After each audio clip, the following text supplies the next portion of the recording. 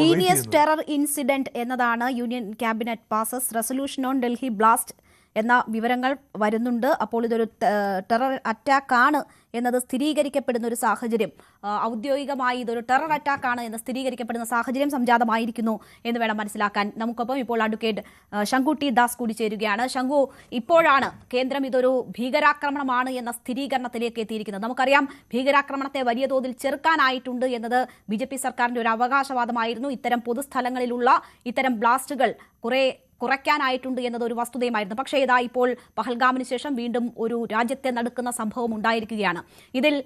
ഇതൊക്കെ ഒരു യുദ്ധപ്രഖ്യാപനമായി കാണുമെന്ന പ്രഖ്യാപനം നേരത്തെ വന്നിട്ടുള്ളതാണ്. ഭീകരതയ്ക്കെതിരെ സന്ധിയില്ലാ പോരാട്ടം ഇന്ത്യ പ്രഖ്യാപിച്ചിരിക്കുകയാണ്. അപ്പോൾ ഇതിലിനി ആക്ഷൻ എടുക്കേണ്ടുന്ന സമയമാണ്, പ്രത്യേകിച്ച് ഇത് ഭീകരാക്രമണം എന്ന് സ്ഥിരീകരിക്കുന്ന സാഹചര്യത്തിൽ. അപ്പോൾ വാക്കുകൾ മാത്രമല്ല, പ്രവൃത്തിയും ഞങ്ങൾക്ക് അറിയാം എന്ന് ലോകത്തെ ബോധ്യപ്പെടുത്താൻ ഇനി എന്തൊക്കെ നടപടികൾ വേണ്ടിവരും? നോക്കൂ, diffused bomb does not make sound എന്നൊരു പ്രയോഗമുണ്ട്. അതായത് നിർവീര്യമാക്കുന്ന ബോംബുകൾ ശബ്ദം പുറപ്പെടുവിക്കാറില്ല. നമ്മൾ ഭീകരാക്രമണങ്ങളെ പറ്റി അറിയുന്നത് എവിടെയെങ്കിലും ഒരു സ്ഫോടനം നടക്കുമ്പോൾ മാത്രമാണ്.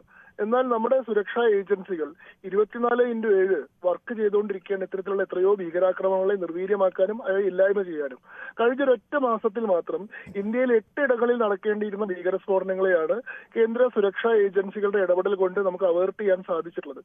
ഈ കേസ് പോലും ഇപ്പൊ ഈ ഉമർ നബി എന്ന് പറയുന്ന ആളുടെ നേതൃത്വത്തിൽ നടന്നിട്ടുള്ള ഭീകരാക്രമണമാണെങ്കിൽ പോലും ഈ മൊഡ്യൂളിനെ കംപ്ലീറ്റ് ആയിട്ട് അറസ്റ്റ് ചെയ്യപ്പെട്ടതായിരുന്നു. കഴിഞ്ഞ ദിവസം ജമ്മു ആൻഡ് കശ്മീർ ഹരിയാന പോലീസിന്റെ സംയുക്തമായിട്ടുള്ള റെയ്ഡിൽ 4ഓളം ഡോക്ടർമാരും ഈ കേസുമായി ബന്ധപ്പെട്ട് നിൽക്കുന്ന ഒരുപാട് ആളുകളും അറസ്റ്റ് ചെയ്യപ്പെടുകയും ഈ മൊഡ്യൂൾ ഏതാണ്ട് ഡിഫ്യൂസ് ചെയ്യപ്പെടുകയും ചെയ്തപ്പോൾ ഈ വിവരം കിട്ടിയതിന്റെ അടിസ്ഥാനത്തിൽ പരിഭ്രാന്തനായി പുറത്തുപോയിട്ടാണ് ഈ ആക്രമണം ഉണ്ടാക്കിയത്. അതായത് ഒരൊറ്റ മിസ്സിംഗ് ലിങ്ക് ആണ് ഈ കേസിൽ ഉണ്ടായിട്ടുള്ളത് എന്നുള്ളത് കാണണം.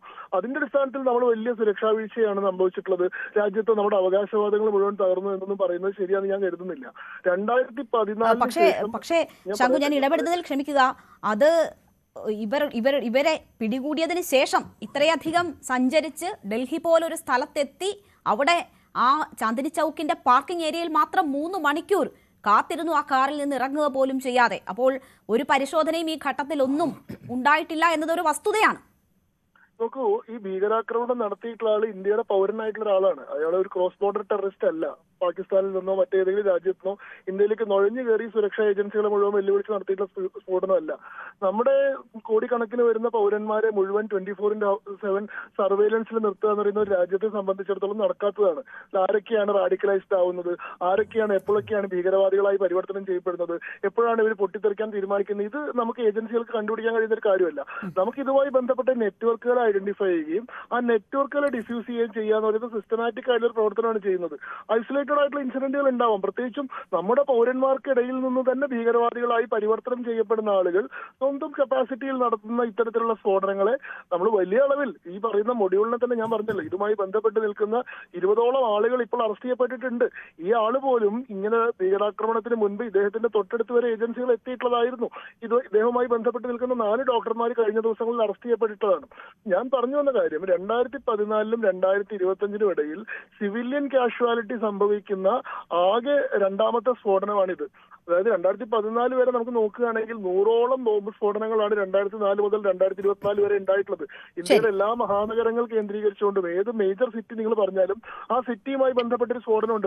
ഇത് ആദ്യഘട്ടത്തിൽ ഈ വിഷയം നമ്മളിവിടെ ചർച്ച ചെയ്തത് കൊണ്ടാണ് ശങ്കു ഞാൻ ഇടപെടുന്നത്. ഇനി സമയക്കുറവുള്ളത് കൊണ്ടും ദയവായി എന്നോട് ക്ഷമിക്കുക.